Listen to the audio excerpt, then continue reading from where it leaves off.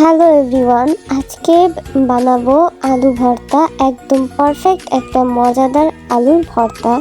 So শুরু করা যাক। প্রথমে আমি এখানে পেঁয়াজ কুচি এবং শুকনো মরিচ তেলে নিয়েছি অ্যান্ড এগুলো এখন একদম ভালোভাবে মিক্স করে নিব। ভেঙে একদম সুন্দর করে জিনিসটাকে ভেঙে নিতে হবে, দানা দানা যাতে না রয়, তাহলে ঝালটা একদম পারফেক্টলি হবে। এরপর আমি এখানে দিয়ে দেব ধনিয়া পাতা। আলু ভর্তার মধ্যে বা যে কোনো ভর্তার মধ্যে ধনিয়া পাতাটা ইউজ করলে কিন্তু অনেক সুন্দর একটা ঘ্রাণ হয় এবং দেখতেও কিন্তু খুবই ভালো লাগে। এটা খুব সুন্দর করে হাতের সাহায্যে একদম প্রেস করে করে এটাকে মিক্স করে নিব।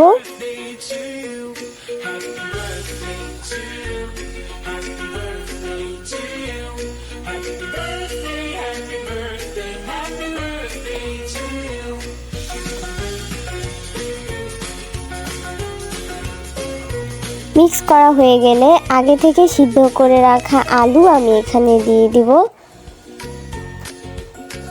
আলুগুলোকে খুব ভালো করে একদম সিদ্ধ করে নিতে হবে অ্যান্ড এখানে দিয়ে একদম ভর্তা বানিয়ে ফেলবো ডলে ডলে।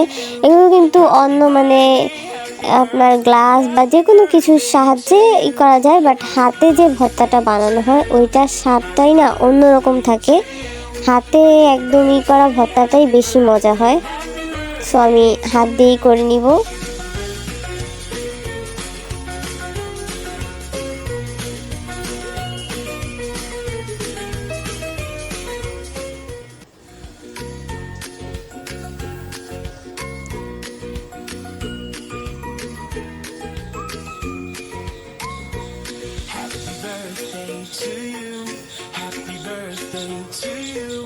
Happy birthday, happy birthday, happy birthday to you.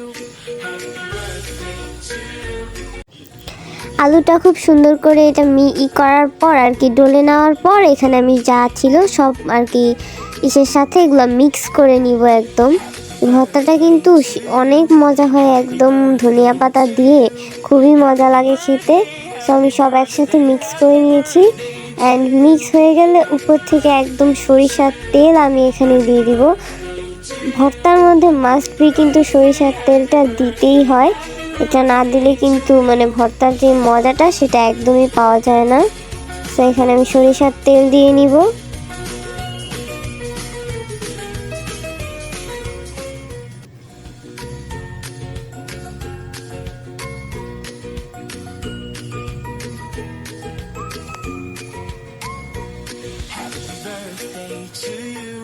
Happy birthday to you.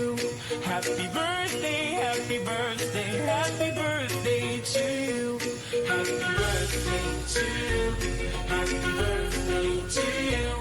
Happy birthday, happy birthday, happy birthday to you.